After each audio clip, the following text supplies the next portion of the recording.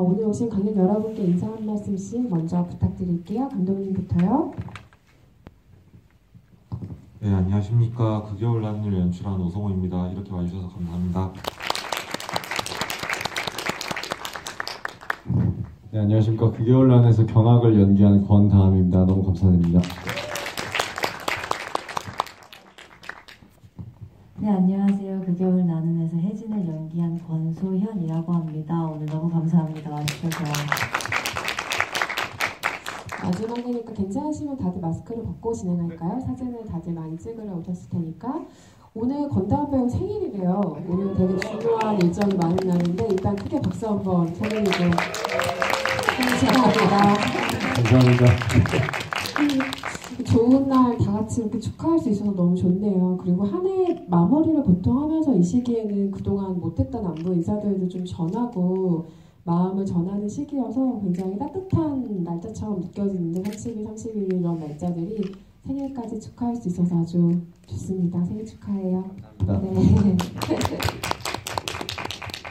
11월 30일에 그 겨울 나는이 개봉을 했고요. 한 달 정도 지금 관객 여러분과 만났습니다. 이제 곧 IPTV 동시 오픈 서비스가 시작이 되긴 할 거지만 극장에 당분간 좀 더 걸려 있겠죠. 어쨌든 한 달 동안 이 영화의 레이스를 달려온 소감을 간단하게 들어보고 싶어요. 한 달이라는 시간이 사실은 고생해서 선보이는 영화를 관객들하고 공유하기에 아주 충분한 시간이라고 할 수는 없지만 요즘의 극장 상황들을 생각하면 또 아주 짧은 시간만은 아니기에 그 한 달 동안에 여전히 각자의 마음 안에 좀 어떻게 남아있을지 이 이후에 또 차차 정리를 하시겠지만 오늘 이 자리에서 어떤 생각들이 드시는지 궁금해요. 감독님 한 달 동안 어떤 기분들로 관객들과 만나고 또 극장 상황을 지켜보셨나요? 생각보다 이제 지난 한 달이 저는 길게 느껴졌어요. 왜냐면은 이제 처음 겪어보는 일들이 너무 많아서 그래서 길었고 사실 이제 좀 오늘 마지막 GV라고 하니까 좀 뭔가 어떻게 마음을 표현해야 될지 모르겠지만 만감이 교차합니다. 다음 배우는 어때요? 일단은 저희가 만들기 시작하면서부터 오늘까지 2년이 걸렸는데요. 그래서 오늘 그냥 뭔가 2년의 일정이 오늘 마무리되는 듯한 기분이기도 하고 그래서 그리고 연말인데 정말 다들 바쁘시잖아요. 근데 와주셔서 너무 감사드립니다. 저희한테는 2년 만에 맞는 하루인데 같이 해주시니까 너무 감사드리네요. 네, 저도 이렇게 포스터를 다시 봤는데 개봉 11월 30 되어 있는데 진짜 딱 한 달이 지났더라고요. 그래서 오늘 마지막 GV로 오는 이 기분이 되게 몽글몽글하다고 해야 하나? 약간 그런 감정이 들었고요.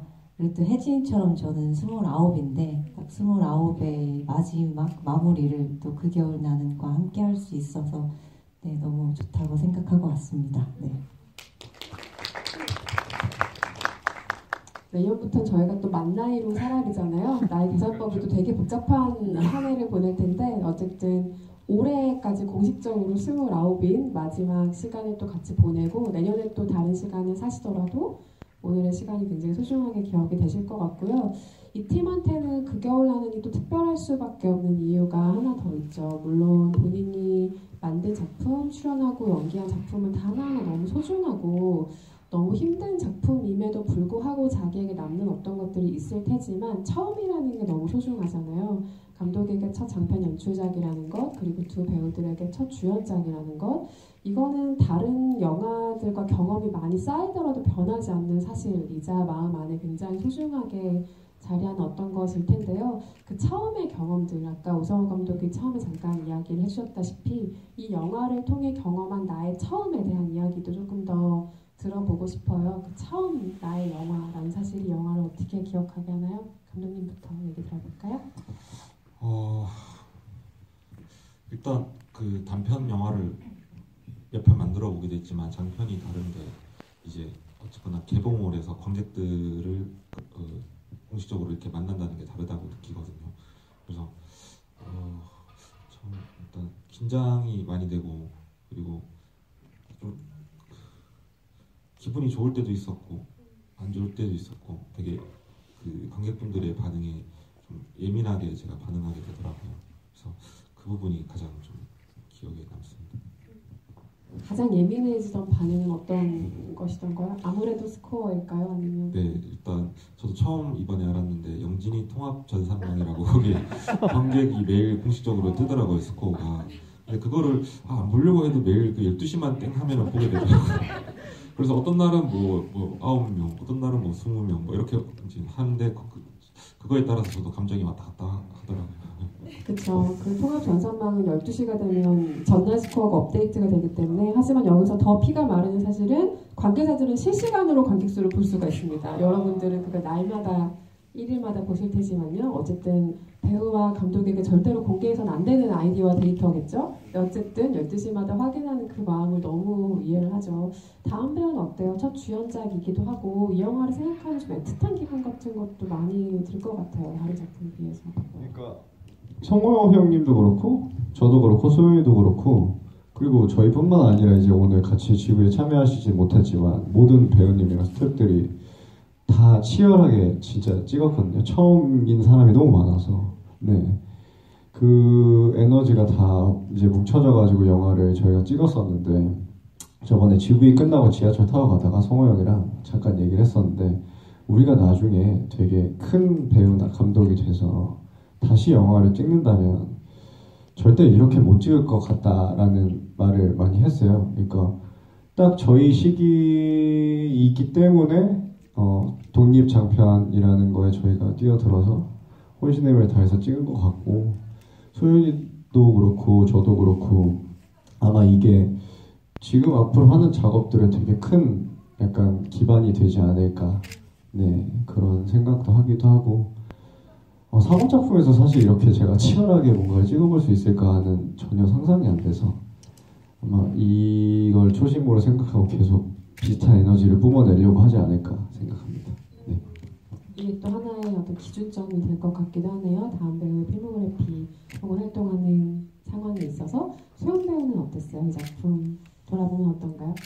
뭔가 처음 장편 주인공을 하면서 느꼈던 부담감과 그런 기분 좋은 에너지를 잊지는 못할 것 같더라고요. 또 그리고 뭔가 제가 오늘 이렇게 처음이니까 매해 이제 그 겨울 나는이 생각날 것 같은데 오늘 이제 마지막 GV라고 하니까 감독님하고 다음 오빠한테 편지를 썼는데 또 그 또한도 저한테는 처음 해보는 그런 이제 행동이어서 그런지 하나하나가 되게 내 그 세포 하나하나에 좀 자리 잡고 있는 그런 느낌 같더라고요. 그 겨울 나는이. 그래서 매해 겨울 아리지만 애증 같지만 또 그런 애틋한 감정으로 떠올리게 될 것 같은 작품입니다. 작품 전체에 대한 소회를 얘기해봤으니까 이번에는 이 작품을 처음 만나던 순간에 대해서 한번 이야기를 해볼까요? 영화 그 겨울 나는이잖아요. 아까 감독님께 다시 한번 체크를 해보니까 이 영화가 겨울에 촬영된 영화가 맞더라고요. 2020년 11월 중순부터 한 달 동안 촬영을 한 작품이라서 각자 말씀하신 것처럼 겨울만 되면 뭐 겨울이 아니더라도 많이 생각나는 작품이겠습니다만 겨울만 되면 좀 자동관사적으로 몸이 기억하는 또 뇌가 기억하는 또 마음이 기억하는 영화가 세 분에게는 될 것 같은데 이 그 겨울 나는이라는 작품을 만났을 때 그 겨울 각자는 어땠을지가 너무 궁금해요. 왜냐하면 영화를 만나는 그 각자의 상황이라는 것도 저는 굉장히 중요한 요소라고 생각해요. 여기서 인생의 어떤 시기이기 때문에 할 수밖에 없는 이별과 만남이 영화 있잖아요. 영화도 마찬가지인 것 같거든요. 만약에 내가 그 시기가 아니었다면 혹은 그 상황이 아니었다면 이 작품이 아니라 뭐 다른 작품을 선택했다면 만날 수 없는 인연이라는 것들이 분명히 있어요. 그리고 그때는 몰랐지만 돌아보면 그 영화를 만났을 때 내가 이랬구나. 그래서 이 영화를 만나서 이렇게 달라졌구나를 느끼는 경험들이 분명히 있다고 생각합니다. 세 분은 그 겨울 나는 이란 작품을 만났던 그 겨울의 나를 생각하면 어떤지도 궁금해요. 네, 감독님부터 얘기 들어볼까요? 네, 저는 이제 그 겨울 나는 트리트먼트를 처음 쓰기 시작했던 게 2019년 12월 말, 그러니까 정확히 3년 전이었어요. 어쩌다가 이제 그 겨울 나는을 만나게 됐냐면은 제가 이제 햇수로 노가다를 한 9년 정도 했거든요. 이제 생업으로. 그러다가 이제 그때쯤 제가 뭐 이것저것 뭐 일이 잘 안 풀렸어요. 근데 또 하필이면 그날 일을 하다가 벽 깨는 작업을 하다가 어금니가 날아가기도 하고 뭐 아무튼 그리고 좀 시원찮았고 뭐 아무튼 투덜투덜 거리면서 집으로 가고 있었거든요. 굉장히 뭔가 스스로가 좀 초라하게 느껴졌던 순간이었는데 그때 제 앞으로 배달 오토바이 한 대가 쓱 지나가더라고요. 그걸 본 순간 이제 저는 돈 없는 청년 배달 라이드의 이야기를 해야겠다고 마음을 먹었거든요. 그래서 그때가 저는 극열란의 처음이었습니다. 그 순간에 대한 이야기는 뭐 여러 번 이야기하셨던 것으로 알고 있기도 하고 감독에게 가장 중요한 순간이기도 할 텐데요. 생각해보면 저는 나중에 그게 궁금해지더라고요. 배달 오토바이가 쓱 지나가서 그런 이야기를 상상할 수 있지만 내가 일용직 노동자로 몸을 쓰면서 아주 정직하게 9년 동안 땀을 흘려가며 벌었던 경험들이 있잖아요. 그래서 오히려 배달 이야기가 아니라 짐을 정말 지고 나르는 혹은 아버지랑 통화하는 그 상황처럼 그런 노동자들의 이야기를 만들 수도 있을 텐데 배달을 하는 청년의 이야기가 그 순간에 그렇게 갑자기 뭔가 확 왔던 이유는 뭘까 하는 생각도 나중에는 궁금증으로 와닿게 됐어요. 왜 그 순간이 그렇게 강렬했을까요? 일단 저는 이제 그 다른 자리에서도 얘기했지만 이게 어쨌거나 돈과 사람의 어떤 감정 관계의 상관관계에 대해서 제가 이야기를 하고 싶어서 만들게 된 거거든요. 근데 이제 아무래도 노가다를 하는 곳은 이제 일을 하는 현장이기 때문에 굉장히 다양한 이해관계가 엮여 있어요. 뭐 반장도 있고 사장도 있고 임차부도 있고 기공도 있고 뭐 이런 식으로 그리고 일당도 어쨌거나 현금으로 왔다 갔다 하고 그러다 보니까 이제 먹고 사는 문제에 대한 관심이 제가 평소에 있었고 또 그런 것들을 좀 가까이 하고 살다 보니까 뭔가 가난이라는 테마 그리고 뭔가 생존하기 위해서 발버둥 치는 어떤 모습 이런 것들에 대해서 제가 관심이 있었습니다. 그 모습들이 여러 가지로 좀 합쳐져서 영화를 만들어야겠다는 결심으로 나온 것 같죠? 권다함 배우는 그 겨울 나는 이란 작품을 만났을 때 그 겨울 권다함은 어떤 상태였는지 기억하고 계세요? 네. 저는 이제 독립영화를 처음 시작하려고 했던 게 단편 영화를 처음 시작하려고 했던 게 상업영화에서 원래 단역으로 한 2작품 정도 촬영을 했었거든요. 처음에 영화라는 걸 알아보고 싶어서. 근데 제가 원했던 현장은 실험을 해보는 거였는데 단역 배우로서는 실험을 절대 할 수가 없는 뭐 현실적으로 불가능하더라고요. 그래서 혼자 그 작업에 대해서 삐져가지고 이래가지고 내가 뭐 연기를 어떻게 해야 되나 영화를 좀 해보고 싶은데 그래서 처음에 이제 단편 영화를 시작했었는데 그때 처음 초창기 때 이제 봤던 오디션이 몇 개가 한국영화 아카데미에서 양치기들이라는 장편 영화가 있어요. 그 오디션을 봤었거든요. 근데 그때 그 영화의 주인공님이 이제 박종원 선배님이셨는데 그 상업 현장에서 박종원 배우님을 우연히 만났어요. 다른 조연으로 이제 촬영을 하고 계셔가지고 그래서 제가 별로 일면식도 없었는데 제가 영화를 하고 싶은데 상업 영화 단역을 해보니까 이거 뭐 할 수가 없다. 나 어떻게 해야 되냐. 나 좀 알려줘라 선배님 이랬더니 독립 단편 영화들을 좀 해봐라. 그러면서 네가 실험을 해볼 수 있는 게 생길 거다. 제가 그때부터 이제 그러면 나도 현실적인 목표의 끝을 아카데미 뭐 독립 장편 영화의 주연을 해야겠다 라고 그게 그 겨울난을 만나기 한 6년 전에 목표로 삼았었거든요. 그래서 저한테는 사실 그 현실적인 끝의 꿈, 나 혼자서 뭔가 해낼 수 있는 끝의 꿈이 목전에 있는 상황이었고 저는 그래서 거의 마지막으로 영화를 찍는다는 생각으로 되게 열심히 했던 것 같아요. 다시는 내가 뭔가 주연으로서 끌어갈 수 없을 수도 있을 테니까 제 연기 인생에서 그래서 저한테는 뭔가 관객들을 많이 생각하고 이러기보다는 내가 최대한 할 수 있는 생각과 아이디어와 모든 연기들을 최대한 고려해서 보여드려야겠다라는 생각만으로 그때 연기를 했었네요. 네. 뭐 마지막이 될 거라는 생각으로 임했다고 하지만 지금부터가 시작이겠죠. 그리고 아까 두 분의 배우분들 말씀하신 것처럼 이 작품이 두 분의 굉장히 중요한 분기점이 될 거예요. 그렇게 믿어 의심치 않고요. 실험이라는 얘기를 방금 했었는데 그럼 이 영화를 통해서 내가 이 실험만큼은 좀 완벽하게 경험해본 것 같다라면 어떤 게 있을까요? 완벽한지는 모르겠지만 저는 사실 그 경악이한테 비호감적인 요소들이 분명히 존재한다고 생각하거든요. 그래서 이 부분을 관객분들의 입장에서 어느 정도까지 받아줄 수 있을까에 대한 데이터가 되게 궁금했어요. 네, 관객들의 입장에서 이 인물의 어느 모난 면까지 받아줄 수 있을까.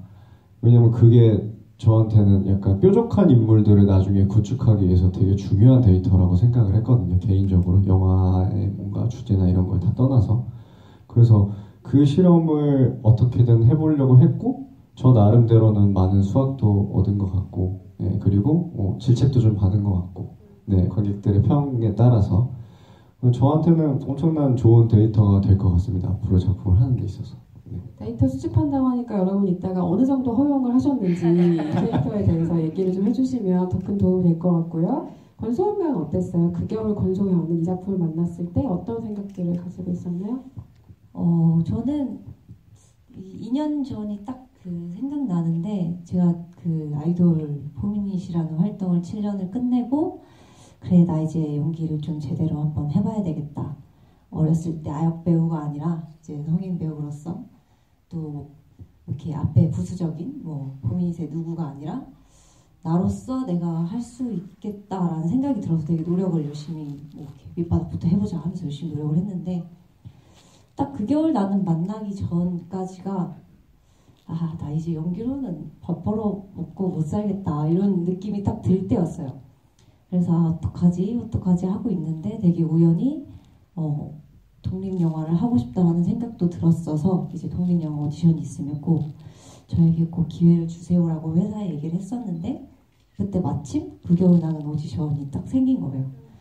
그래서 딱 그 한강에서 그 대본을 보면서 막 연습했던 그때 제가 딱 떠올라가지고 저는 딱 그 겨울 나는은 조금 너가 더 연기를 해봐도 될 것 같아 라는 그런 희망적인 작품이었던 것 같아요. 혜진이 취업 준비를 그쪽에서 진짜 열심히 하잖아요. 그리고 결과적으로 가장 원하던 관광공사 취업에는 실패하지만 어쨌든 본인의 자리를 계속해서 일궈나가는 사회인으로서의 모습을 갖춰 나가는데 나이도 그렇고 진짜 많은 상황을 본인과 혜진에게 좀 대입하게 되는 작품이 권소연 배우에게는 되지 않았을까 그런 생각들이 이야기를 들으면서 계속 드는 것 같아요.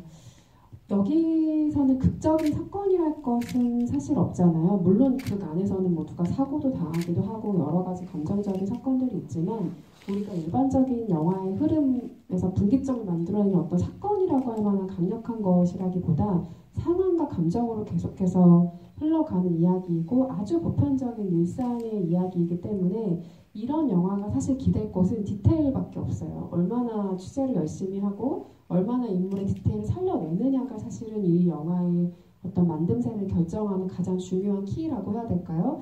근데 보면서 관객들이 눈치채지 못하게 하는 디테일이 최고죠. 예를 들면 저는 이 영화를 보고서 감독이 가만히 앉아서 쓴 시나리오는 아니구나라는 생각을 영화를 처음 볼 때부터 굉장히 많이 했어요. 어떤 게 그런 걸 만들어주냐면 배달 일을 하잖아요. 경하게 배달 일을 할 때 그냥 사소한 대사예요. 똥콜 안 받아요. 이런 것들. 이런 거는 감독이 아무리 앉아서 쓴다 한들 절대로 생각할 수 없는 것들인데 그 단어가 대단히 중요한 단어거나 우리의 기억에 남는 명대사 같은 게 당연히 아니죠. 똥콜이 어떻게 명대사가 되겠습니까? 하지만 그런 디테일 하나하나가 알게 모르게 관객의 마음에 디테일로 심어지는 거거든요. 그런 식의 순간들이 이 영화에는 굉장히 많죠. 감독님께 여쭤보진 않았지만 피자 배달을 할 때 화물 엘리베이터 타고 가라는 그 수모를 겪는 것도 어쩌면 취재의 일부일 거라고 생각해요. 절대 상상으로 만들어낼 수 없는 디테일들이 영화 안에 있다고 생각하는데 정말 많은 취재를 하셨을 것이라는 예상을 들게 하는 시나리오이자 영화입니다. 실제로는 어떠셨어요? 네, 일단은 그 기자님께서 말씀하셨던 대로 어쨌거나 저는 이제 어떻게 보면 그 겨울라는 이야기가 상투적이고 흔해 빠진 이야기일 수도 있어요. 근데 저는 이거를 어쨌거나 해야겠다. 이야기를 꾸미거나 변형하거나 그러지 말고 좀 사실적으로 보여줘야겠다고 마음을 먹었고 그렇다면 이 영화가 어떻게 해야지 관객들에게 호소력이 있을까 했을 때는 기자님이 말씀하셨던 디테일, 배우들의 연기라고 저는 생각을 했거든요. 그리고 배우들 연기나 어떤 이제 대사나 이런 것들 그래서 일단 취재는 많이 했고요. 배달 사무실도 가서 얘기도 나누고 근데 요즘에 인터넷이 너무 잘 돼 있어가지고 유튜브나 인터넷으로도 다 좀 최대한 많은 걸 수집을 했거든요. 물론 취재도 했고 그렇게 준비했습니다. 오래 사귄 연인 사이에 있을 수 있는 대사 같은 것들은 유튜브를 많이 참고하시는 건가요? 그것도 궁금했어요. 왜냐하면 이게 사람의 경우마다 되게 다를 수 있는데 저는 진짜 어떤 대사는 저 내가 언젠가 했던 얘기인데 나 들었던 얘기인데 이 생각을 진짜 많이 하면서 봤거든요. 근데 그 적정선을 진짜 대사가 잘 지키더라고요. 그러니까 언젠가 누군가에게 들어봤을 법한, 언젠가 내가 한번 해봤을 법한 그 현실적인 대사들이 이거는 뭘 참고하셨을까? 뭐 사랑과 전쟁 같은 베이스 같은 거였을까? 뭐 이런 생각들을 진짜 많이 했거든요. 물론 일을 하는 것에 있어서는 그런 추세가 가능하다지만 연인 사이의 대화들, 연인 사이의 일상적인 패턴들 이런 것들은 어떤 게 도움이 된 것 같으세요?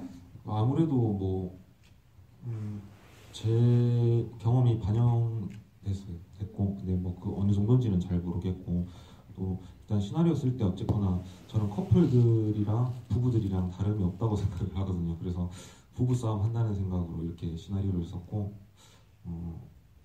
일단 대사가 가장 중요하다고 생각이 드니까 제가 일단은 집중을 많이 했던 것 같고 유튜브에서도 커플들 싸우는 거 검색해서 참고도 하고 뭐 여러 가지로 있습니다.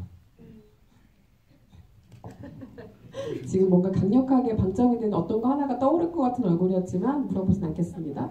그 가장 애착이 가는 장면들도 배우들에게도 볼 때마다 시기별로 되게 다를 것 같아요. 매번 물어봐도 매번 다른 장면들이 나올 것 같은데 오늘 이 자리에서는 어떤 장면이 가장 애착이 가는 장면으로 느껴지는지 같이 공유하고 싶은지도 궁금하네요. 다음 배우는 어떤 장면 지금 다 생각나세요?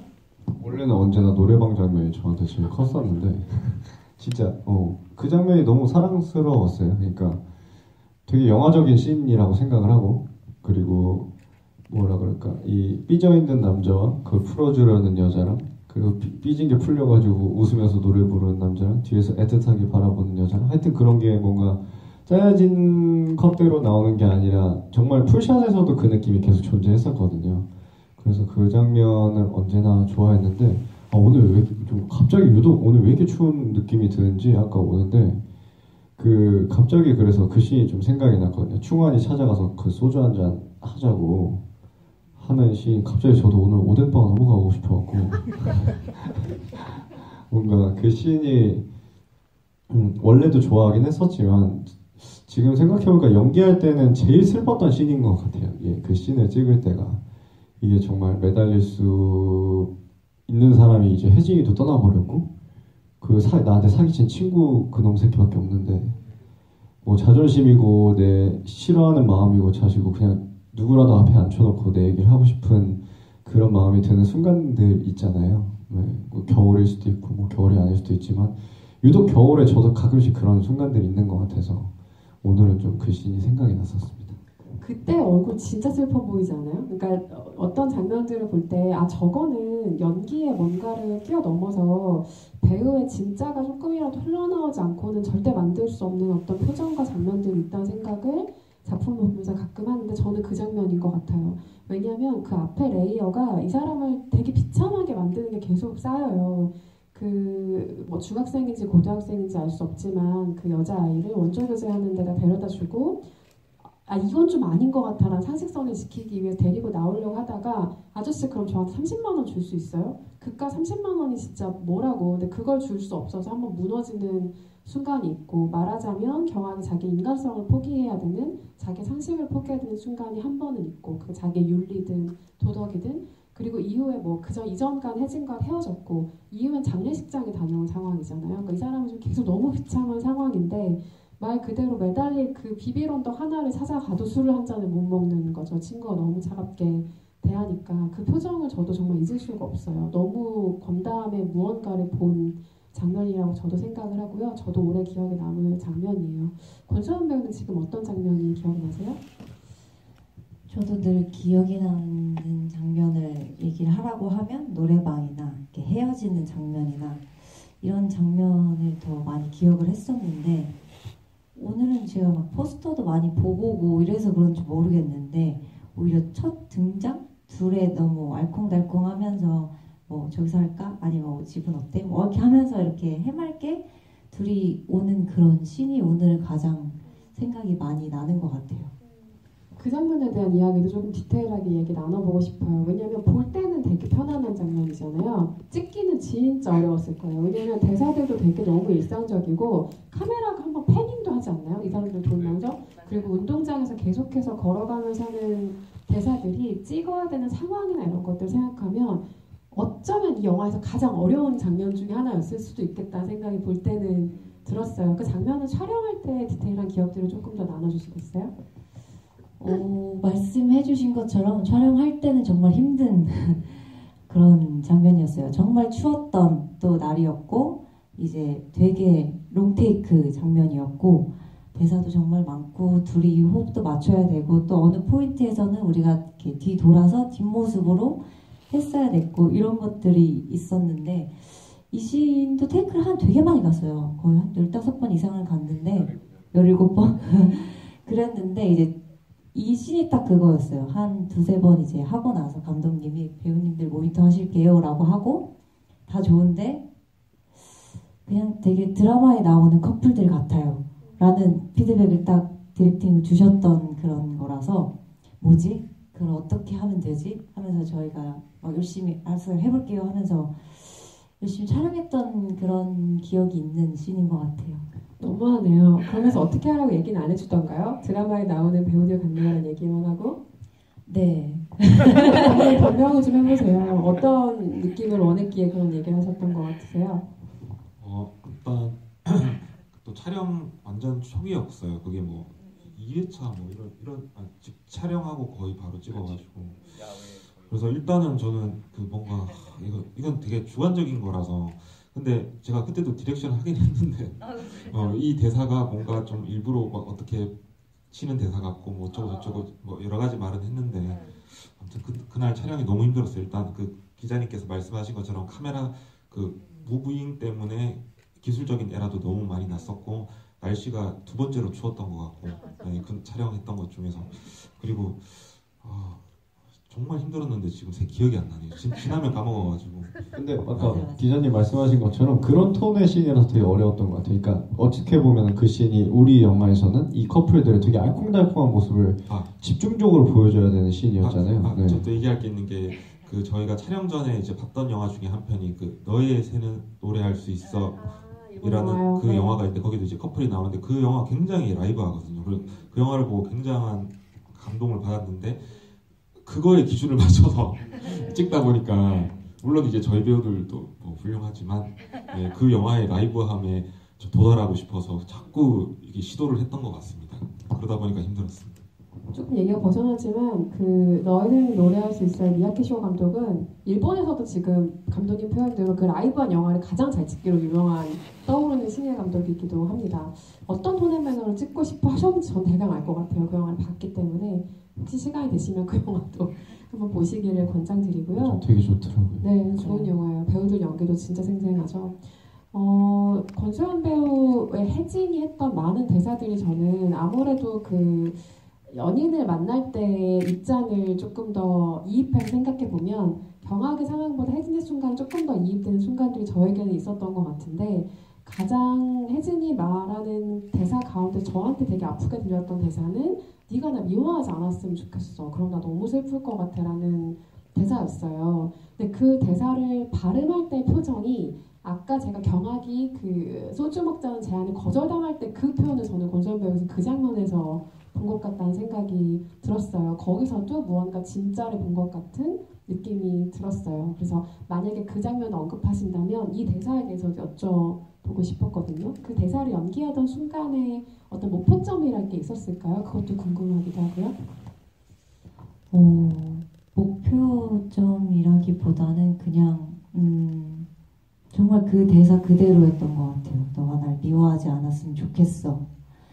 그러니까 그냥 혜진의 입장에서는 최선을 다했고 너를 싫어하지 않아 라는 그 마음을 잘 전달하고 싶었던 것 같아요. 그래서 고민도 많이 하고 이제 촬영도 되게 오래 했었고 그 씬도 그래서 그런 마음이 많이 들었던 씬인 것 같습니다.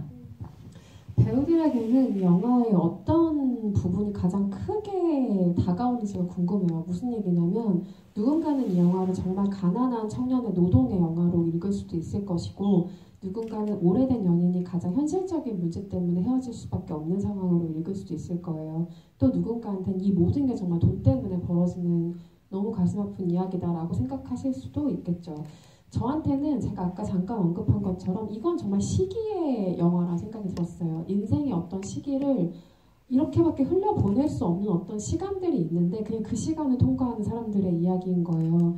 만약에 다른 시기에 이 둘이 다시 만났다면 절대 이 같은 상황이 일어날 리가 없어요. 이 시기에 만났기 때문에 벌어지는 상황들이고 인생에서는 연인이 아니어도 꼭 그런 사람들이 있는 것 같아요. 그 시기에 만났기 때문에 그렇게 될 수밖에 없는 인연들이라는 게 있는데 저한테는 그걸 굉장히 많이 생각하게 하는 영화였어요. 두 배우에게는 어떠했나요? 어떤 점이 가장 크게 남고 기억이 또 되는 것 같은 요소인지 궁금해요. 저도 되게 기자님 말씀에 엄청 공감하면서 들었는데 시기에 따라서 진짜 달라지잖아요. 만나는 사람도 달라지고 환경에 대처하는 반응들도 달라지고 그리고 다들 그런 연인이 있을 것 같아요. 아, 그 친구를 지금 만났으면 내가 결혼을 했을 수도 있겠다. 뭐 혹은 아, 그 친구를 지금 만났으면 훨씬 더 행복하게 잘 만났을 수도 있겠네라는 그런 마음이 드는 사람들은 한 명씩 있다고 생각하거든요. 그리고 사실 경학이도 만약에 뭐 한 경찰 시험 공부를 한 4년 정도 더 하다가 한 3살, 4살쯤에 배달 사무실에 갔으면 또 다른 텐션으로 일을 했을 것 같아요. 좀 더 어른스럽고 무디고 현실적으로 냉정하게 판단들을 하면서 살았을 것 같은데 저도 그래서 그런 그때 시기에 할 수 있는 실수들이나 잘 몰라서 삐져나오는 자격지심이나 피해의식 이런 것들이 너무나도 잘 보이길 원했었고 그래서 저는 개인적으로는 제 20대 초반? 네, 초반이나 중반? 그때쯤에 했었던 많은 실수들을 떠올리려고 많이 노력을 했었고 그래서 저도 진짜 시기라는 말이 이 영화랑 되게 잘 맞네요. 네. 저도 시기라는 말에 되게 많은 공감을 하는데 덧붙이고 싶은 건 성장인 것 같아요. 그냥 했었어야만 하는 실수를 해야 되는 그 시기, 그런 성장의 과정인 것 같아요. 그래야 이제 더 나아서 후회도 하고, 뭐 미련도 갖고 더 나은 삶을 살아가기 위해서 필요했던 그런 성장의 시간이었던 것 같은 느낌입니다. 그 시기에 이 영화를 보는 사람들한테는 너무 이게 자기의 이야기로 붙어서 볼 수밖에 없겠다라는 생각을 하면서 한편으로는 제가 그 시기를 훨씬 지나왔지만 그 시기를 지났다고 해서 이게 끝나는 게 아니라는 절망감 같은 것도 있거든요. 그러니까 어떤 시기라도 또 이런 시기를 계속해서 만날 수 있다는 것, 그게 참 사람을 지치게 하는 것 중에 하나이기도 한데 소연배 얘기한 것처럼 통과할 수밖에 없는 시간의 성장의 일부로 생각하면 또 마음이 조금 편안해지는 게 확실히 있는 것 같네요.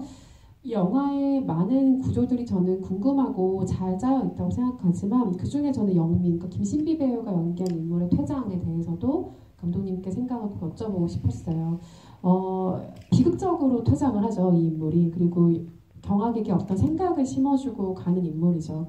아마도 사고 현장에서의 경학은 내가 이 상태로 계속 일을 해간다면 이게 내 모습이 될 수도 있겠구나를 정말 많이 생각했을 거예요. 그렇기 때문에 후반부에 전혀 다른 선택을 하게 되는, 꼭 거쳐야만 하는 영화적인 사건이긴 하지만 한편으로는 감독들에게 인물을 퇴장시킬 때 고민 같은 것들이 분명히 있거든요. 이 방법밖에 없을까? 이 인물에게 꼭 이렇게 비극적인 무언가를 주어야 할까?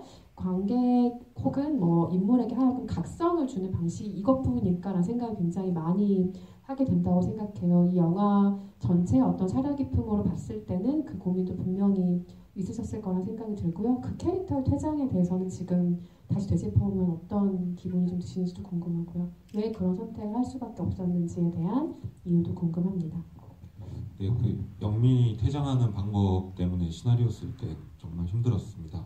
정말 힘들었는데 왜냐하면 영민의 죽음을 이제 제가 이야기적으로 이제 좀 쉽게 풀려고 제 의도대로 풀려고 그냥 죽여버리는 거 아닌가라는 그런 생각을 많이 했는데요. 그러다가 이제 뭐 이게 합리화일 수 있고 진짜 제 생각일 수도 있겠지만 뭔지는 정확히 모르겠습니다. 어쨌거나 제가 배달 라이더분들 취재를 했을 때 제가 생각했던 것보다 많이 다치시고 죽음도 가까이에 있더라고요. 그리고 저희 배우들이 대부분이 배달을 했는데 배우들도 이제 그런 경험들이 있었고요. 그래서 어쩌면 이제 저는 어쨌거나 영민이라는 인물이 경학이 2 그리고 뒤에 만나는 미성년자 경주라는 인물이 경학이 3, 그러니까 다 결국은 물론 이제 조금 다르게 살아가고 있지만 다 같은 경화가 같은 인물이라는 생각이 들었거든요. 그래서 영민이의 죽음, 그건 경화기의 죽음이다. 뭐 이렇게 생각을 하면서 죽였습니다. 근데 이 부분에 대해서는 그거는 이제 관객분들이 판단하실 문제인데 저는 그런 비일비재한 일이기 때문에 그렇게 했습니다. 맞아요. 일어나는 사회적인 사건이기도 하고 너무 가깝게 일어나는 일들이기도 하죠. 또 하나는 제가 이 영화를 처음 봤을 때도 감독님께 드렸던 질문인데요. 왜냐하면 저는 이게 이 영화의 가장 사려 깊은 부분 중에 하나라고 생각했기 때문이에요. 저는 이 영화 기성세대를 그리는 방식이 아주 좋았어요. 왜냐하면 이 청년세대의 이야기를 다룰 때 기성세대는 거의 빌런이거든요. 그러니까 이런 상황을 만들어둔 어떤 악의 축 혹은 뭐 책임자, 뭐 모든 나의 원망과 무언가를 전가할 수 있는 어떤 세대로 그려지는 반면에 이 영화의 기성세대들은 그게 좀 아닌 것 같았어요. 예를 들면 영화에서 기성세대라고 할 만한 인물은 배달 라이더 업체에서 만나는 그 매니저라고 해야 될까요? 본부장이라고 해야 될까요? 어쨌든 그분, 지부장. 그 사람도 어쨌든 경악에 기회를 주고 싶어 하잖아요. 물론 콜에 대한 어떤 집착도 있고 조금 채근하는 것도 있고 하지만 저는 그 사람이 비인간적인 무언가로 이 인물을 대한다고 생각하진 않았거든요. 그런 인상을 심어준다는 것. 또 마지막에 경악이 엉엉 울 때, 비로소 엉엉 울 때 경악에게 네 잘못 아니고 며칠 쉬어도 되고 또 많이 놀랬지라고 그 등을 쓰다듬어주는 작업소에서 만난 그 선배도 마찬가지고 혜진의 어머니도 저는 아주 상식적인 선에서 이야기하고 있다고 생각해요. 그런 이야기를 하잖아요. 덜 살아봐서 그렇다. 더 살아보면 어떠하다는 얘기는 다 지운 채로 덜 살아봐서 그렇다. 나중에 경험이 쌓이고 시간이 지나면 너의 선택들이 좀 잘못했다는 걸 알 거다라고 하는 건 저는 부모가 할 수 있는 이야기인 것 같아요. 그 이야기가 나에게 와닿든 와닿지 않든. 그래서 기성세대를 상식적인 선에서 아주 나쁘게만은 그리지 않은 이 영화의 선택들이 있다고 생각했는데 청년세대 이야기를 그리면서 나머지 세대를 그리는 고민들도 감독들에게 분명히 있다고 생각하거든요. 관련해서 이야기를 좀 듣고 싶어요. 감독님께. 일단 기본적으로 이제 시나리오 안에서 이제 누구 하나 나쁜 사람이 되면 안 되니까 그런 것들을 고려하다 보니까 그렇게 됐고 또 한 개인의 잘못과 결함 때문에 이제 어떤 문제가 생긴다기보다는 그런 환경이나 상황에 의해서 그렇게 된다라는 걸 좀 최대한 보여주고 싶었기 때문에 어떤 한 개인을 크게 잘못했다로 묘사를 안 하려고 했습니다. 그리고 기성세대를 그렇게 그린 거는 제가 보수적인 걸 수도 있고 뭐 그런 건데 기성세대 입장에 대한 생각도 저는 평소에 공감을 했었고요. 또 그거에 대해서 반대하는 생각도 많이 했었기 때문에 사실 이렇게 말했습니다. 혜진이 엄마가 이제 그 혜진이랑 둘이서 대화하는 장면에서 관객분들이 이제 무릎을 탁 치면서 혜진이 엄마 말이 맞네라고 했었으면 제가 바랬거든요. 왜냐면 제가 이 영화를 만든 게 어쨌거나 돈이 짱이야 이거거든요. 네, 저는 이제 전에는 이제 경악이처럼 순진하고 순수해서 돈에 대한 감각이 없었어요. 근데 저도 이제 현실적으로 점점 변해가대요.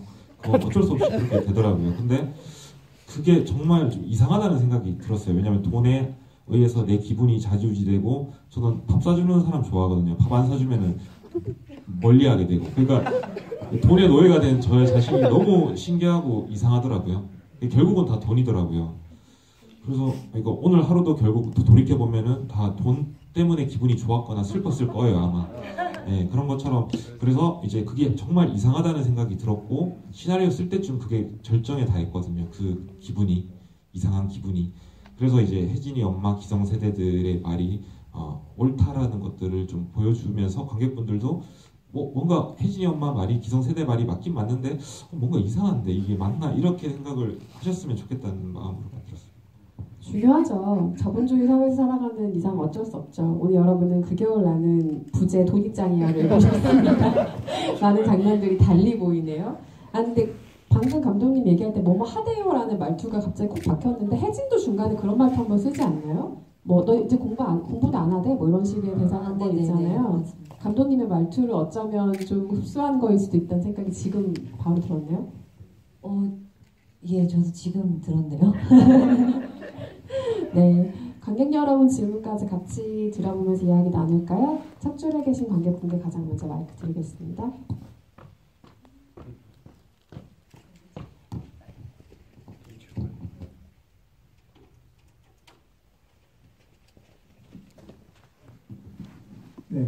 질문드리겠습니다. 아까 기자님께서 말씀하셨는데 경악이 각성이라는 부분이 있었는데 실질적으로 경악이 각성되는 씬이 여러 번 있지만 마지막에 가사에 다시 책을 잡는 장면이 나오거든요.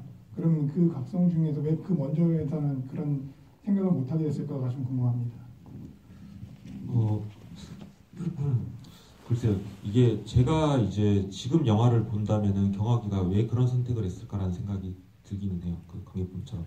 근데 이제 저는 어떻게 이제 접근을 했냐면은 일단 기본적으로 저는 이제 뭐 제가 뭐 많이 만들어 본 건 아니지만 영화를 주인공이 저보다 성숙하면 안 된다는 생각을 기본적으로 가지고 있었고, 그리고 경악이는 저의 20대 중후반이었거든요. 그렇기 때문에 조금은 이제 순진하고 조금 미성숙하고 좀 부족함도 있는 인물이라고 저는 생각을 했고요.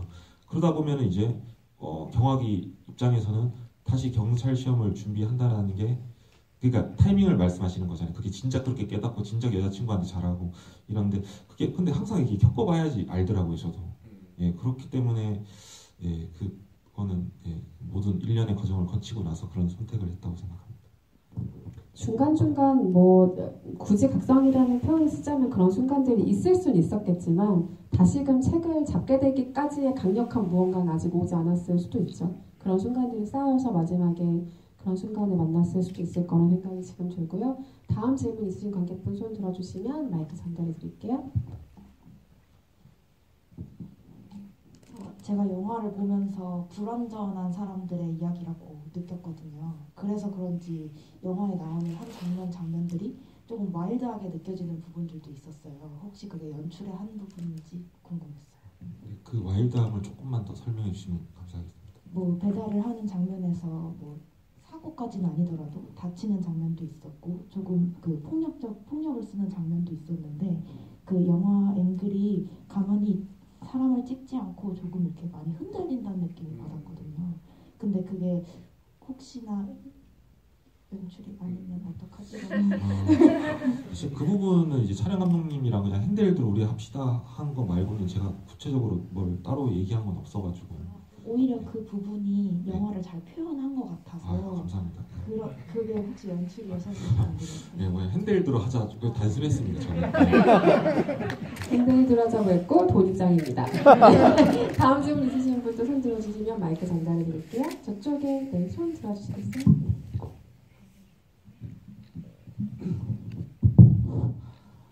영화 너무 잘 봤고요.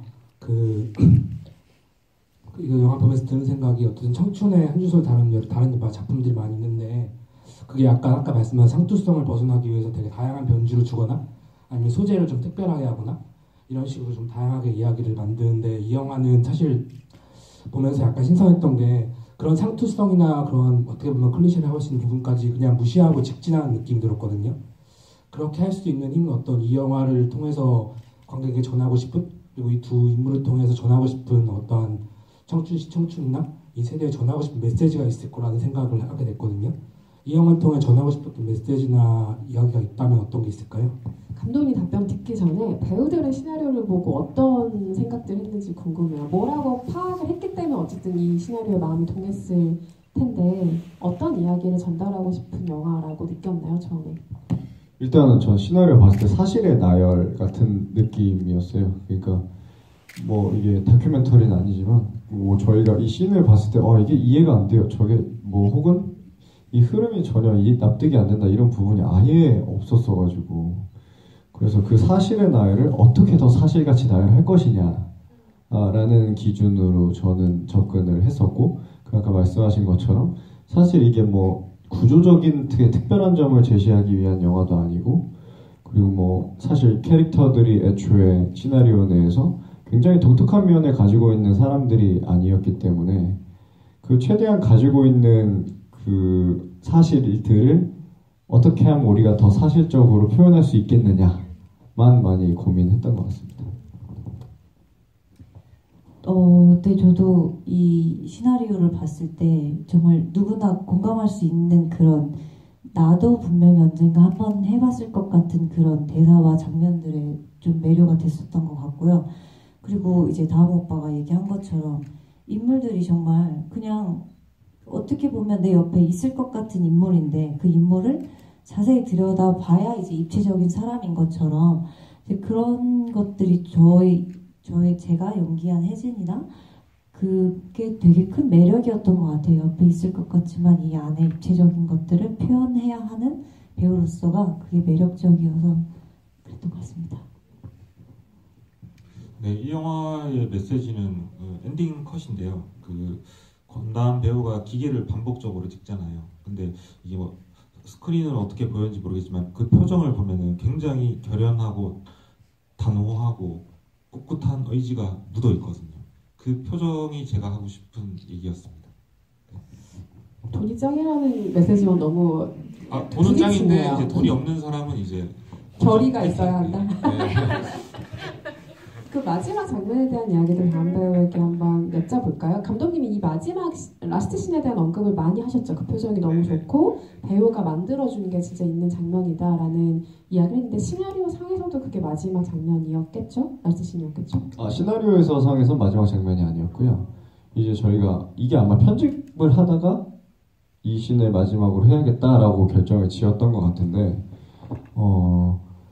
그 공장실에서 막 형이 옛날에 인터뷰할 때도 뭐 이거는 뭐 내가 디렉팅한 게 아니라 뭐 배우가 이렇게 해준 거다라고 언급을 했지만 제가 느끼기에는 독립 촬영장에서 리얼타임대로 시나리오의 순서대로 촬영을 하기가 정말 불가능에 가까워요. 왜냐면 예산도 부족하지 시간도 없지 이래서 그 배우의 마음을 고려해서 이렇게 찍기가 절대 불가능하거든요. 진짜 후반 찍었다가 초반 찍었다가 막 중반 찍었다가 왔다 갔다 하는데 제 기준에서는 정말 거의 리얼타임대로 찍으려고 엄청 최선의 노력을 하셨어요. 그래서 제가 공장씬으로 가기만 하루하루를 맨날 기다렸어요. 빨리 좀 이걸 해소하고 싶어가지고 너무 터뜨리고 싶은 거예요. 계속 쌓여만 가니까. 그리고 막 그 소주 먹자고 하는 씬에서도 그렇고 제가 너무 터질 뻔한 순간들이 되게 많았거든요. 혜진이랑 헤어지자고 할 때 뭐 제가 더 울었어요. 막 그 연기할 때는. 근데 형은 지금은 저 울 때가 아니다. 경아이가 지금 해소할 때가 아니다. 공장에 가서 우리는 모든 걸 해소해야 된다. 그래서 제가 공장 딱 시퀀스 들어가는 순간부터 너무 들뜨는 거예요. 이제 해소할 수 있다. 다 풀 수 있다. 그래서 저는 그런 일련의 그 타임을 만들어 놓은 스케줄을 그렇게 짜시고 저한테 그렇게 좀 자연스럽게 쌓일 수 있게 해준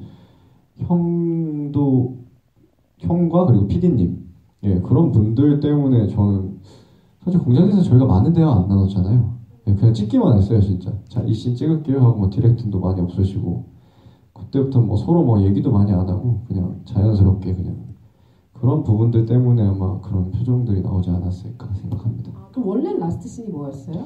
원래 뭐였죠 시나리오에서? 원래는 이제 시나리오에서 경찰 시험을 다시 준비하는 거에서 그냥 그쳤습니다. 네. 좀 더 썰을 풀까요? 아니면 네. 그래서 영화에서 엔딩이 이제 중요하잖아요. 어쨌거나 저는 영화를 만드는 사람이니까 이제 전략적인 접근도 하게 되는데 그 인물의 끝이 뭔지 또 이런 것들이 감독의 어떤 가치관, 세계관도 보여주는 거고.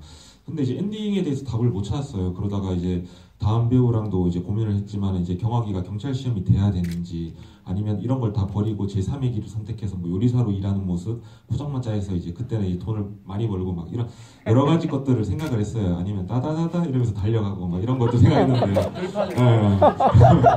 네. 근데 이게 다 뭔가 마음에 안 들고 이게 자꾸 이게 이러면 왠지 안 될 것 같다. 그래서 이거 그냥 거짓말도 하지 말고 자치기 가지 말고 일단은 저는 처음 하는 얘기지만 영화를 찍으면서 엔딩을 계속 고민했어요. 그리고 그날까지도 고민을 했는데 답을 못 찾겠더라고요.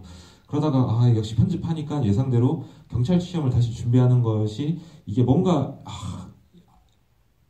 부족하다는 생각이 들었고 그래서 이제 저희가 편집 감독님이랑 이제 감독님 이거 우리 엔딩이 없어서 지금 큰일 난 것 같다. 엔딩이 이건 아니다. 이건 아무것도 아니다. 감독의 생각도 없다.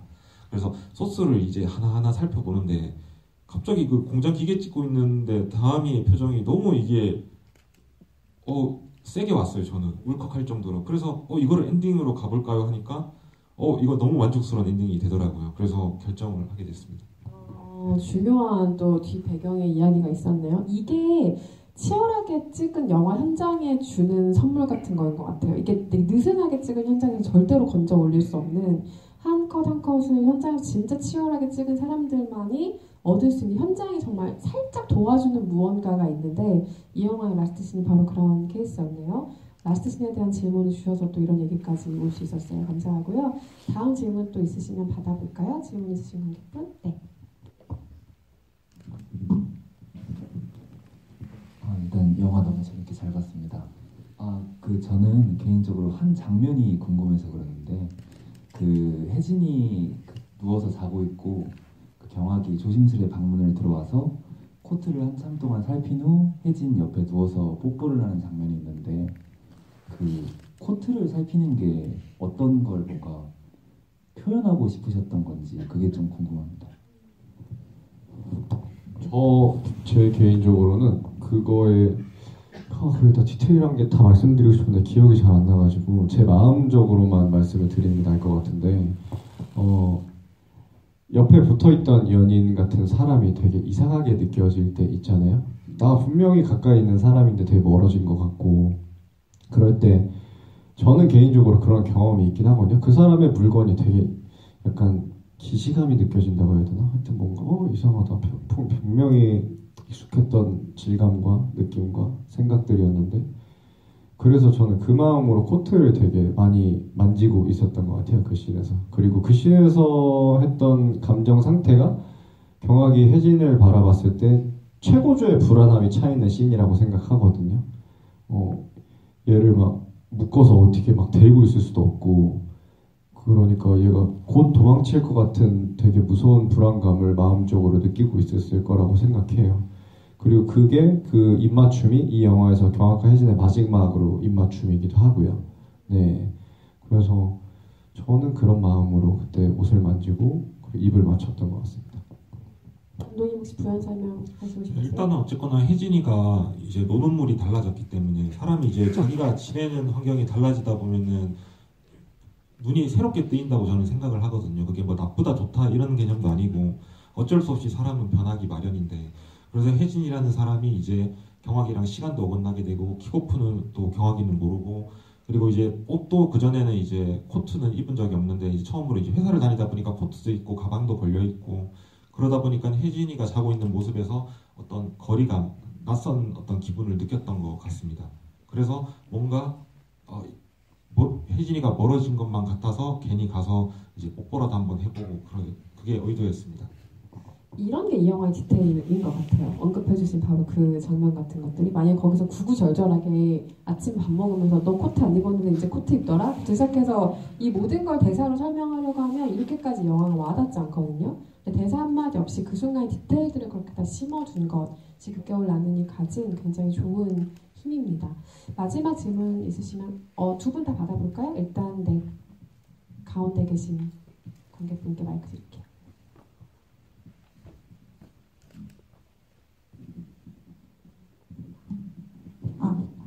우선 영화 너무 잘 봤고요. 궁금했던 장면이 그 중간에 이제 혜진이가 그 회사 사장님이랑 이제 저녁을 먹고 나서 맥주를 하고 나서 대화를 하면서 나오잖아요. 그때 일본어로 대화를 하면서 나오는데 이제 항상 그 중에서 되게 치열하지만 하고 어떻게 보면 우울하고 화를 냈던 혜진이가 되게 유일하게 생각 없이 즐거워 보이고 엄청 행복해 보였던 순간이었던 것 같아요. 그래서 이제 그때 연기를 하시면서 어떤 감정이셨는지 그리고 이제 밖에서 만나기 힘들 것 같다라고 말을 하면서 그렇게 말을 하기까지 어떤 감정의 흐름이 있었을지 궁금했고 그리고 그때 일본어로 이제 대사를 주고를 봤는데 사실 이제 저희는 일본어를 못하는 사람은 알아듣지 못하는데 자막조차 없었잖아요. 그래서 관객으로 하여금 어떤 분위기만 느끼게 만들었다라는 생각이 드는데 거기에 혹시 어떤 의도가 있었는지 그런 게 좀 감독님께 궁금했습니다. 권소연 배우 답변 부탁드릴까요? 네. 일단 이제 차장님과 나와서 걷는 씬에서의 저의 마음은 최대한 설레고 싶었어요. 경학이와는 오래된 연인 관계이고 또 너무 익숙해진 관계에서 경학이한테 또 보였을 만한 처음의 나의 모습을 차장님을 통해서 드러나게 하고 싶었던 것 같아요. 경학이한테도 이렇게 웃었는데 혜진이한테도 이런 미소가 있었고 좀 설레고 좀 여자 같은 모습이 있었는데 라는 것들을 보여주기 위해서 최대한 설레려고 노력 많이 했었고 또 이제 한주 배우님께서도 너무 젠틀하게 잘해주셔가지고 많이 도움을 받았던 것 같고요. 그리고 이제 더 이상 못 만날 것 같아요 라고 말하기까지도 혜진이도 굉장히 많이 고민을 했었을 것 같아요. 왜냐면 그 첫 데이트를 하고 나서 버스에서 혼자 생각을 하면서 걸어가잖아요. 머리로는 내가 이 사람을 만나야 더 행복하고 앞으로 나의 미래에 있어서도 내가 더 발전적일 수 있을 것 같은데 남들은 다 아니라고 하는데 지금 내 옆에 가장 붙어있는 이 친구가 뭐 나의 약간 동아줄 같고 내가 계속 끌어줘야 될 것 같고 그런 마음을 느껴서 경화기와의 마음도 정리를 하려고 하는 상태에서 그 상태에서는 먼저 차장님과의 만남을 정리를 해야 맞겠다라고 혜진이는 선택을 했을 것 같아서 그런 단호한 마음으로 연기를 했었던 것 같습니다. 네, 차장 욱현이와 이제 혜진이가 둘이서 몰래 소꿉장난한다는 기분이 들었으면 좋겠고 그게 자막이 없으면 둘만의 언어를 쓴다는 기분이 들어서 조금 그게 효과가 있을 거라고 저는 생각을 했습니다. 하지만 실상은 뭐 도라에몽 얘기하고 막 이랬죠. 도라에몽은 일본어 배웠다, 일본어 잘하시네요. 아닙니다. 뭐 이런 식의 얘기했던 걸로 기억합니다. 네. 혹시 궁금한 게 하나 있는데 질문을 드려도 될까요?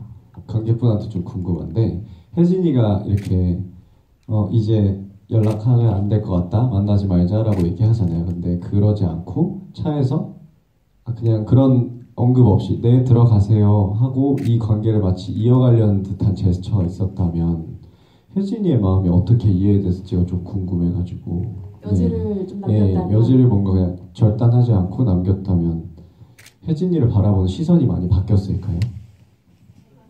네. 제가 혜진이라는 캐릭터를 바라보는 입장에서 사실 저도 굉장히 비슷한 경험을 해본 적이 있어서 굉장히 비슷한 상황에 놓여져 있었고 저는 사실 여자를 남기는 쪽으로 선택을 했었거든요. 그래서 저는 잘못됐다고 생각하지 않고 오히려 되게 현실적인 사람이라고 생각을 했을 것 같아요. 근데 지금 영화에서는 오히려 되게 그래도 아직은 좀 순수한 마음이 남아있는 사람이지 않나라는 생각이 들었던 것 같아요. 그게 너무 궁금했었거든요. 그러니까 인물들의 선택을 정할 때 그리고 제가 느끼기에는 혜진이가 그 촬영하고 있는 모습도 전 보러 갔거든요. 그러니까 한 주 어떻게 바람 피나 한번 그리고 그걸 봤을 때 내 마음이 어떨까도 궁금해서 뭐 실제로 뭐 여자친구는 아니었지만 어쨌든 배우로서 우리가 연인이었기 때문에 근데 보는데 되게 행복해 보였고 그리고 사실 혜진이가 여지를 남겼어도 저는 하나도 뭔가 영화적으로 캐릭터가 밉지 않을 수도 있지 않을까라는 생각도 했어서 그냥 궁금해가지고 그냥 여쭤봤습니다. 이 영화의 인물들이 무슨 선택을 하는지 어떻게 미워하겠어요. 미워할 수가 없죠. 그러니까 물론 뭐 나의 가치관과 안 맞는 선택들일 수는 있겠지만 얘기한 것처럼 어떤 시기를 지나고 있다는 어떤 공통적인 합의가 마음의 합의가 된 상태에서 인물들을 바라보고 있는데 그걸 어떻게 믿겠습니까? 절대 미울 수가 없죠. 아까 손 드셨던 관객분 질문 마지막으로 받아볼까요?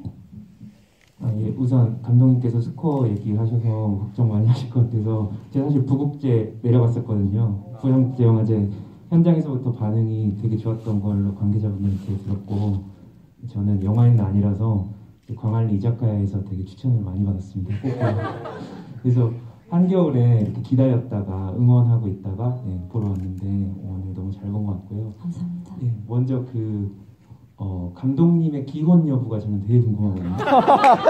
왜냐면 사실 저는 이 영화에 되게 중요한 기점이 6만 원이 남았네 씬이라고 생각을 하는데 생활비 다 빼고 6만 원이 남으면 저는 이제 결혼 8년차 유부남으로서 그때부터 이제 싸움이 진지하게 시작될 것 같은데 배시시 웃잖아요. 그래서 굉장히 거기에서 약간 영화의 정이 떨어지려고 하다가 그 다음부터 이제 네가 뭘 잘못했는지 말해봐 등등 이제 정상적으로 돌아와서 약간 결혼 생활을 오랫동안 혹은 장기 동거를 해보지 않으면 절대로 나을 수 없는 그런 싸움의 디테일들이 나중에 이제 쌍욕으로까지 이어지잖아요. 연인 간의 싸움이 그런 것들이 살아 있어서 감독님께 그걸 꼭 여쭤보고 싶었고요. 장기 동거였구나 결혼 여부 자녀 의무 꼭 여쭤보고 싶었어요. 그리고 우리 영화의 부제가 돈이 짱이라고 있지만 영어로 Throughout My Midwinter인가요? 있잖아요. 그래서 저는 이게 진짜 질문인데 그 6만 원 씬에서부터 우리는 이렇게 열심히 사는데 뭔가 관계가 다 파괴되어 가잖아요. 마지막에 공장씬까지. 그래서 인물이 완전히 제가 보기에는 권다한 배우님이 연기하셨던 대로 멘탈이 약간 나가고 머리도 이제 깎은 건지 깎인 건지 어떻게 이렇게 됐는데 이게 그 아까 시기를 말씀하셨는데 기자님은 그래서 그냥 그 시기에 겪어야 되는 인물 간의 관계들이 자연스럽게 무너져가고 좀 이렇게 느슨하게 되어가는 과정에 초점을 맞추신 건지 아니면 아까 라이더 얘기도 감독님께서 하셨는데 우리는 이렇게 열심히 사는데 이렇게 노력해도 안 될 수밖에 없는 사회적 아젠다에 조금 더 초점이 가 있는 건지 그게 진짜로 감독님께 궁금하고요. 네, 그 부지에 담긴 의미도 영어 부지에 담긴 의미도 좀 설명해 주시면 좋을 것 같습니다. 일단 저는 뭐 동거를 해보거나 뭐 결혼을 해보진 않았고 연애도 사실 몇 번 못 해봐서 네, 조금 그거랑은 좀 상관이 없는 것 같습니다. 그리고 유튜브가 짱이네요. 네, 그리고 그 6만 원 그 장면에서 저는 이제 지금도 형편이 안 좋거든요. 네, 나이도 좀 있고 이제 뭐 영화도 이렇게 많이 만들었는데 벌이가 안 돼가지고 그래서 그 계좌를 자주 저도 확인하는데 보통 다들 그러지 않나요?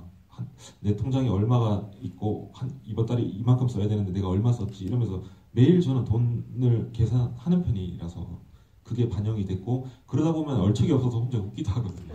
네, 아씨 나 이거 왜 이렇지 어떻게 해야 되나 이런 것 때문에 웃었던 것 같고 그리고 저는 영화를 이 극열란을 뭐 구조적으로 사회 구조적으로 거시적으로 전혀 보지 않았고 그리고 뭐 세상 왜 그래라는 얘기도 별로 저는 하고 싶지 않습니다. 예, 다만 이제 돈 때문에 어떻게 관계들이 감정이 이 사람이 균열 깨져 나가는지에 대해서 그거를 딱 보여주고 뭔가 돈이 짱이야 기분이 이상해 이거를 느끼기를 원했지 저는 뭐 이걸 뭐 구호를 외치고 싶지는 않았습니다. 근데 제가 느끼기에는 감독님이 너무 이렇게 단순하게 얘기하시지만 그 자본주의 서적도 되게 많이 읽으시고요. 네. 그런 네네. 그러니까 이게 표현 자체를 되게 이렇게 하실 뿐이지 제가 느끼기에는 그 아젠다가 분명히 있거든요. 네. 그래서 뭐 그것만을 위한 영화는 아니지만 그거를 절대 버리고 그냥 인물들이 망가져가는 장면만 찍는 감독님은 전 개인적으로는 아니라고 느껴서 혹시나 오해하실까봐 돈이 짱이야 이러면서 그렇진 않습니다. 네. 강요하고 싶지 않은 마음이신 것 같아요. 부제는 제가 영어를 몰라서 그 해외 배급사 분들에게 이제 추천을 했고 그 중에서 눈에 딱 들어오더라고요. 이거 영재 너무 좋은 영재다. 그래서 그런 이유로 하게 됐습니다. 뭔가 영화를 너무 잘 함축적으로 표현하는 것 같아서 그겨울 나는이라는 국문 제목보다도 훨씬 더 낫다고 생각합니다. 그리고 다들 영재 너무 좋다고 하시더라고요. 겨울을 뚫고 가는 그 스로우 이런 느낌. 네, 제 질문 감사합니다. 6만 원의 디테일, 제가 기혼자가 아니라 그 디테일 놓쳤네요. 감사합니다. 오늘 마지막 시간인 만큼 좀 여러 가지 이야기 들을 수 있어서 저는 개인적으로 좋았던 것 같은데 여러분께도 좋은 시간이었길 바라고요. 끝인사 한 말씀씩 부탁드리고 자리 마무리하도록 하겠습니다. 권지현 배우님부터 해주실까요? 네, 오늘 2022년이 지나가는 -1 날인데 이렇게 저희 영화 추운데 보러 와주셔서 정말 너무 감사하고요. 뭔가 2022년의 마무리와 뭔가 29의 마무리를 너무 제가 따뜻하게 여러분 덕분에 할 수 있는 것 같아서 정말 감사드리고요. 앞으로도 되게 활동하면서 드라마나 영화를 통해서 많이 얼굴을 비출 수 있을 것 같으니까 많이 기대해 주셨으면 좋겠고요. 그 겨울 나는 마지막까지 많이 알려주시고 매해 겨울 그 겨울 나는 떠올려 주셨으면 좋겠습니다. 감사합니다. 저는 일단 전 GV 하면 한 4시간 하고 싶거든요. 근데 뭐 그렇게 하시면 너무 힘드실 테니까 혹시나 궁금하신 게 있으시면 제가 그냥 인스타로 DM 보내주시면 제가 성실히 답을 드리겠습니다. 뭐 못하신 질문이 있으시다면. 그리고 오늘이 제가 생일이긴 한데 생일이란 게 그런 게 있는 것 같아요. 그러니까 되게 오히려 쓸쓸해지는 기분이 드는 날이기도 한 것 같아요. 연말도 그렇고 뭔가 연초도 그렇고 모두가 다 되게 밝고 행복해야 될 시간이라는 뭔가 이상한 고정관념이 있잖아요. 그래서 거기에서 내가 뭔가 좀 도태되는 것 같으면 좀 약간 내가 좀 모자란 사람이 된 것 같고 좀 그런 게 요즘 사회적으로 좀 그런 분위기가 더 커진 것 같긴 한데 그럼에도 불구하고 오늘 저는 덕분에 너무 따뜻하게 생일을 보내는 것 같습니다. 네, 다행이에요. 네. 너무 와주셔서 감사드리고 이렇게 연말에 다 바쁘실 텐데 와주셔서 진짜 더더욱 감사드려요. 그리고 저희 영화는 진짜 우리 옆에 있는 사람들의 이야기이기도 하니까 인물들이 좀 밉거나 혹은 이건 좀 이해가 안 되더라도 저는 사실 이 영화를 보면서 다들 이해해 보셨으면 좋겠는 마음으로 연기를 했었거든요. 네, 어쨌든 마지막 GV인데 와주셔서 너무 감사드립니다. 저는 이제 아까 말한 대로 19년에 시나리오를 쓰고 20년도 12월 말에 이제 영화제 촬영을 하고 21년에 이제 영화제에서 상영하고 이제 22년 이번에 개봉을 했잖아요. 저는 배우들한테 2년이겠지만 저한테는 3년간의 대장정이 이제 마무리가 된 거거든요. 그리고 이 영화를 저 처음이다 보니까 이게 기대한 것도 많았어요. 근데 이제 기대한 만큼은 아니지만 어쨌거나 지금은 이제 놓아야 되는 순간이 왔다는 것들을 이제 받아들이게 됐고 또 이 마지막을 함께한 관객분들이 각별한 것 같아요. 지금 이 순간이. 그래서 와주셔서 너무 진짜 감사하고 저희가 GV 할 때 GV 하는 것 중에서 가장 관객이 또 많았고요. 네. 어쨌거나 이제 30일을 이렇게 저희 영화를 위해서 써주셔서 너무 감사합니다. 다음에 더 좋은 영화 만들어서 뵙겠습니다. 감사합니다. 함께 해주셔서 감사하고요. 좋은 연말 보내시고 새해 복 많이 받으세요. 감사합니다.